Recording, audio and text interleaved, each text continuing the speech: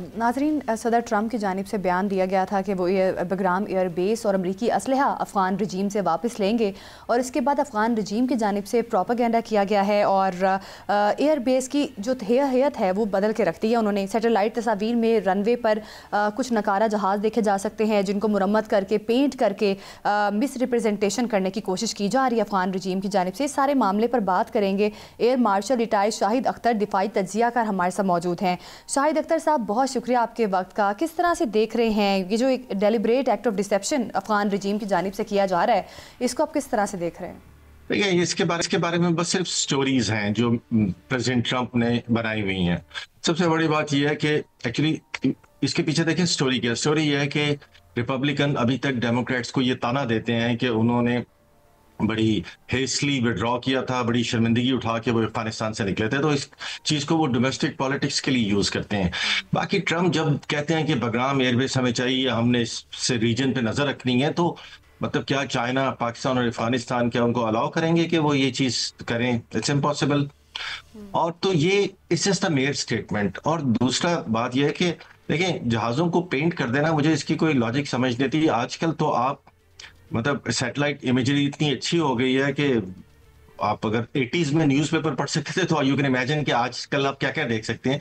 So I am sure ये भी उन्होंने की उड़ाई हुई खबर है पेंट करने से, कि किसी को भी आप दुनिया में डिसीव नहीं कर सकते। सो अफगानी जो है वो उस एयरबेस को, जो कि हमारी इतलात है उसके मुताबिक वो सिर्फ हेलीकॉप्टर फ्लाइट्स के लिए यूज करते हैं, फाइटर्स तो है ही नहीं, या कुछ छोटे मोटे कमर्शियल ट्रांसपोर्ट्स के लिए उसको भी यूज किया जाता है। बाकी उसकी अपनी मेंटेनेंस एक्टिविटीज हैं जो देखी जा सकती हैं उसमें, या उसकी सिक्योरिटी पैरामीटर को थोड़ा सा एनहांस करें, दैट्स इट। इसके अलावा इसमें कुछ नहीं है। अच्छा सर, ये फरमाइएगा कि अमेरिकी फ़ौज जब अफगानिस्तान से गई तो तकरीबन $7 अरब का फौजी साजो सामान वहाँ छोड़ के वो चले गए। अब आपके ख्याल में ये जो असला है ये कहाँ पे इस्तेमाल हो रहा है? क्या काबुल में कोई 9/11 जैसी प्लानिंग तो नहीं हो रही? आई डोंट थिंक सो जी। कि काबुल में पहले भी देखें, काबुल में अफगानियों ने कोई 9/11 की प्लानिंग नहीं की थी। ये सब जानते हैं कि 9/11 की प्लानिंग कहाँ से हुई थी। बाकी वो असला है वो अफगानियों की सवाबी पे है कि वो असला वो कहाँ यूज करेंगे। बट अफगानिस्तान देखें इस पोजीशन में नहीं है कि उसने as a government, as a country, के वो उस असले को अपने किसी भी नेबर के अगेंस्ट यूज करे, बिकॉज इसकी कोई लॉजिक नहीं बनती है। सारे नेबर्स मोर और लेस अफगानिस्तान से स्ट्रांग है और अफगानिस्तान को तो इंटरनेशनल रिकग्निशन भी चाहिए, वो अंडर प्रेशर हैं। सो ये चाहे 7 बिलियन का हो चाहे 60 बिलियन का हो, it doesn't make any difference. और अमेरिकन को पता था कि जब वो ये असला छोड़ के जा रहे थे। और याद रखें, देयर आर न्यूज कि अमेरिकन कंटिन्यूसली अफगान इकोनॉमी को सपोर्ट करने के लिए बहुत रेगुलरली मनी पंप करते हैं to keep Afghan rupee strong. तो ये मुतजाद खबरें नहीं है। तो एक्चुअल जो पॉलिटिक्स है वो किसी और तरीके से खेली जा रही है मेरे ख्याल में, और दिखाने के लिए एक और तरीका। लेकिन एयर मार्शल साहब, सर खुशी है कि आप ये देखें कि पाकिस्तान में जो दहशतगर्दी के वाकयात हो रहे हैं उनमें तो वो अमेरिकन असला जो है इस्तेमाल हो रहा है और उसके शवाहिद भी मौजूद हैं। देखिए, मुझे इसके बारे में पर्सनली कोई इंफॉर्मेशन नहीं है।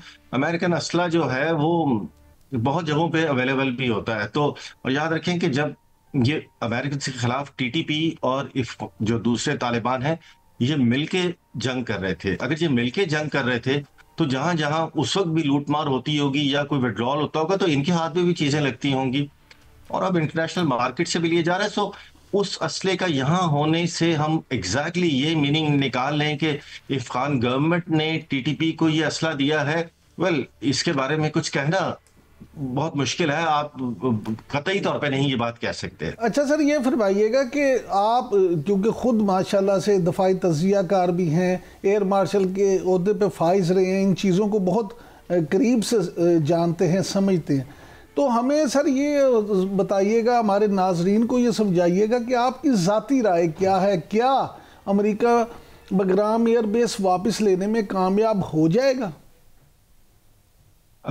मेरा ज़ाती राय ये है कि अमेरिका बगराम एयरबेस अफगानियों की मर्जी के बगैर कभी भी नहीं ले सकता। हम अगर उनकी और अफगानियों की कोई कोल्यूजन हो जाए, उस कोल्यूजन का सिर्फ एक मकसद है कि चीन पे नजर रखी जाए और खित्ते पे और ईरान पे रखी जाए। तो क्या चाइना जो इतनी हैवी इन्वेस्टमेंट्स अफगानिस्तान में कर रहा है, क्या अफगानी चाइना को नाराज करेंगे? क्योंकि अफगानियों ने रहना तो इस रीजन में है।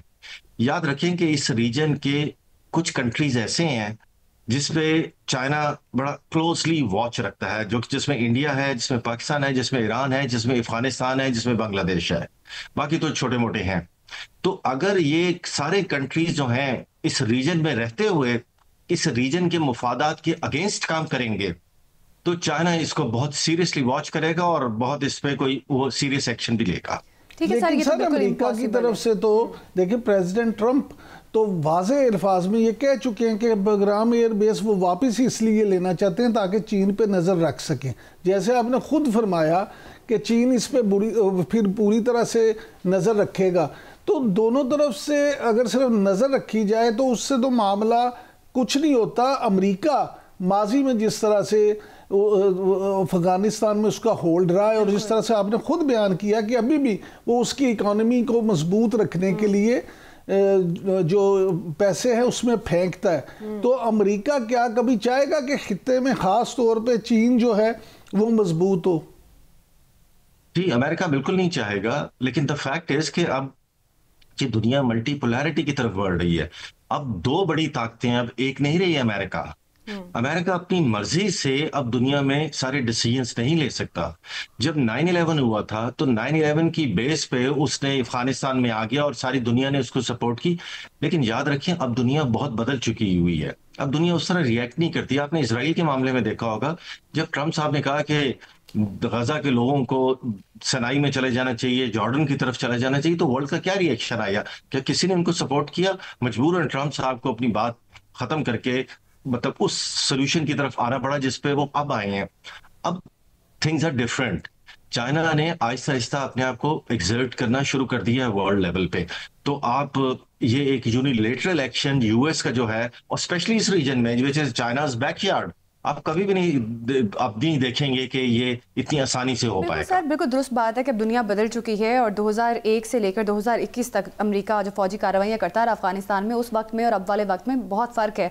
लेकिन सर अभी अफगानिस्तान से जो पाकिस्तान के अगेंस्ट दहशतगर्दी हो रही है, इवन अफगानिस्तान की सूरत हाल पर ईरान की मेज़बानी में इलाकाई ममालिक की सरबराही इजलास में काबुल ने शिरकत नहीं की, इसको किस तरह से देख रहे हैं? अफगान रजीम की जानिब से क्यों हटदर्मी का मुजाहरा किया जा रहा है, जबकि पाकिस्तान तो बार बार टेबल टॉक पर आने की भी उनको कोशिश करता है कि टेबल टॉक पर आकर मामलात को अच्छे तरीके से हल किया जा सके, लेकिन अफगान रजीम की जानिब से कोई उस तरह से दिलचस्पी नहीं दिखाई जा रही। इसको किस तरह से देख रहे हैं? देखिए, उसमें ईरान है, उसमें रशिया है, उसमें सेंट्रल एशियन रिपब्लिक्स हैं, अफगानिस्तान है, पाकिस्तान है। हर एक की अफगानिस्तान से एक डिफरेंट एक्सपेक्टेशन और डिमांड है। फॉर एग्जांपल, पाकिस्तान चाह रहा है कि वो टीटीपी को रोकें, सेंट्रल एशियन रिपब्लिक्स चाह रही हैं कि वो बॉर्डर कंट्रोल जो है फेल सेफ बनाए, रशिया चाह रहा है कि सिक्योरिटी की वो एश्योरेंस दे, ईरान ऑब्वियसली वेस्टर्न अफगानिस्तान में अपना इन्फ्लुएंस चाहता है। तो अगर अफगानिस्तान इस कॉन्फ्रेंस में जाता तो वो तो एक कटहरे में बैठा होता वहां पे और इन सब के सवालों के जवाब दे रहा होता। Afghanistan perhaps bilateral 1-on-1 meeting चाहता है जैसे उसकी हुई थी, बिकॉज जब 1-on-1 मीटिंग होती है तो आप अपनी भी कुछ डिमांड्स रखते हैं जो आप ऐसे मल्टीलेटरल फोरम में उस कंट्री को शायद नहीं दे सकते हैं। तो अफगानिस्तान मेरे ख्याल में अब अफगान ये नहीं समझते कि वो दुनिया में तन्हा हो गए हैं, बिकॉज आप देख रहे हैं कि वो उन्होंने काफी ममालिक का उनकी इन्विटेशन भी दौरा किया। शायद वो समझ रहे हैं कि जिसको जरूरत होगी वो काबुल आएगा या बायलैटरल उसके साथ मुज़ाकरात करेगा। मेरे ख्याल में this looks like to be the most logical reason.